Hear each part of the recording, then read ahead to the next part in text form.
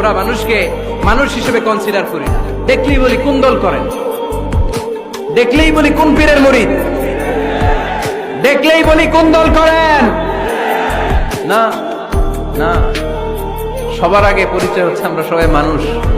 বাবার নাম আদম, মায়ের নাম হাওয়া।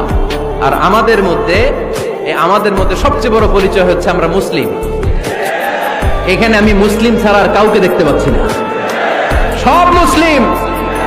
আমার কাছে পীরের মুরিদ নাই, তাবলীগের ভাই নাই, জামাত ইসলাম নাই, শাসনতন্ত্র নাই, ঐক্যজোট নাই, বিএনপি নাই, আওয়ামী লীগ নাই, কিচ্ছু নাই। আমি বুঝি মুসলমান। একে অপরকে মুসলমান বলে কনসিডার করতে চাই না, খালি পিস পিস করি, টুকরা টুকরা করে দেশটারে শেষ করে দিলাম। আমাদের প্রভু কয়জন, নবী কয়জন, কোরআন কয়টা? কিন্তু আমাদের মধ্যে বিভাজন। আমরা কি বিভাজন চাই নাকি ঐক্য চাই?